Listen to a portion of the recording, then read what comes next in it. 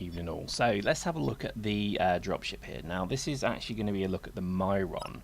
The Myron to me is actually a dropship I got on pretty early in the game. I recalled from the dark ages before NDA, or rather when there was an NDA, that the Myron, or rather the dropships with missile launchers back then were the, were the ultimate killing frenzy thing. So not anymore, but let's have a look at it. The dropship I think is going to become of higher importance once they open up the size of the maps, and I think it's probably worth just skilling up some of the basic ones just so you can have a better than the militia one fit. Now standard Myron obviously has 4 mids, 2 lows and 2 turret slots.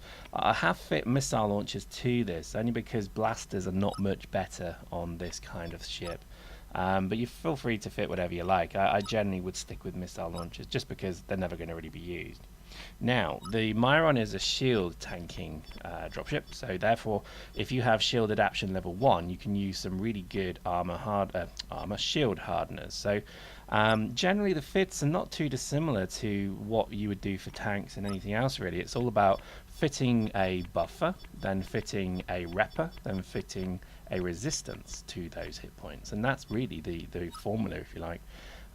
What I generally would do is fit lows in the power slot as well, power slots in the low rather, because that's again probably one of the limitations of this fit is you generally don't have a big enough power grid. Just graphically representing here as well that there are 2 different types of vehicle shield. There is the heavy and then the standard or the light. Dropships unfortunately cannot fit the heavy, but they can fit the light. So again, just showing you that there. Now, in terms of this as a fit, 2 resistance mods means 60% resistance to damage on the shield, and then some form of repper, either, and just have an appreciation of the difference between the 2. So you can see one will appear better than the other in terms of its meta level, but it's a lower fitting requirement. So always try and balance that out. So there we go, that's a simple fit really. That's just got a very simple adaptive hardening fit. That's the shield hardener there, and you have a bit of a buffer with a shield extender and then a repper. Now you can toy around with this. You could maybe have 2 extenders and 1 hardener, or you could have 2 hardeners and 1 extender and so on. But play about with it until you get what you're comfortable with. It all comes down to how many hit points do you have versus how hardened is it. So your effective hit points take into account that in this case you have a 30% damage reduction, so therefore you increase your hit points, your effective hit points, by 30%.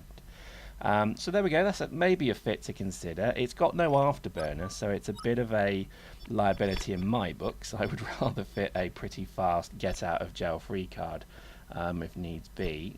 Always just a comment again about militia stuff. You can see there the difference between militia and standard, or rather normal gear, is quite a bit. So if you can, as you start to level up your drop suits, it's the same skills therefore that then come into the vehicles. So if you have, say, combat engineering 2, you can use the same mods and the drop suits as you can in the vehicles, okay? And I mean the skill requirements are the same. So always track back with the market and buy what you need to buy.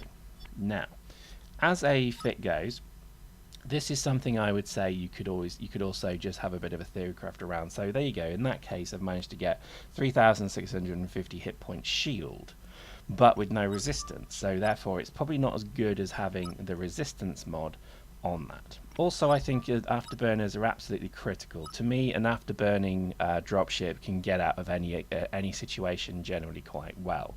So I would never generally fly a dropship without an afterburner, but it's your preference. I've seen some pretty pro pilots flying dropships very low to the deck, and they've actually been able to withstand incoming fire because they've been quite clever. But again, it's your call how you do that. Again, just a comment here in terms of what you can then do in terms of other things for the lows. You don't just have to fit power slots. You could fit things like the nanofiber. I'm going to do a bit of experimentation with, because I believe you can speed up the dropship as well as you could a vehicle or an LAV. So fitting nanofibers maybe isn't such a terrible idea. I'm going to do some testing with that, because it would be good to have a very quick moving dropship with an afterburner that sends it into orbit. But I think you can see the flexibility of this thing's pretty high. You could fit this to be whatever, to fit the role that you want it to do.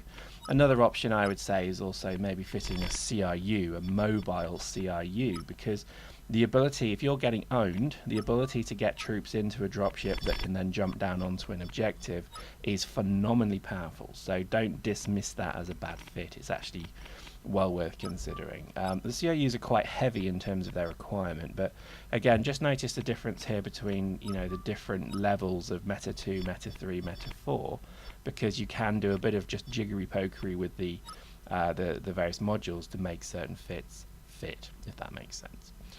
So there we go. That's not a bad Myron there. Afterburner, CIU, resistance. You know, it's going to still die to a couple of forge gun hits, but again, as soon as you take a single, a single shred of damage, you punch that afterburner, you punch your shield booster, you punch your hardener, and you get the hell out of there. And generally, you should be okay.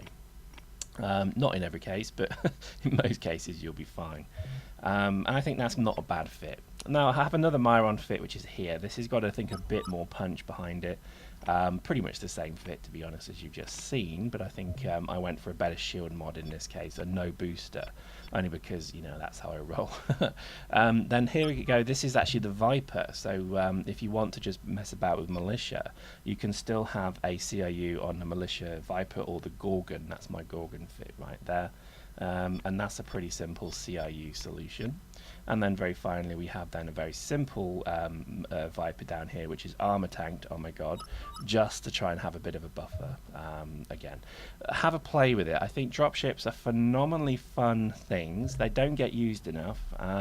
Admittedly, they do get shot down very easily, but I think as you put skill points into them, you're going to start seeing them, like tanks are now, you're going to start seeing dropships being pretty much apparently being unbeatable. And also you have the final level 3 versions of them, the Erics and the Prometheus, which I think also come with mobile CIUs already built into them. So certainly going to skill for them, but they do take a bit of time to get to. So there we go. That was a dropship Myron Spotlight. I hope you enjoyed that. We'll see you next time.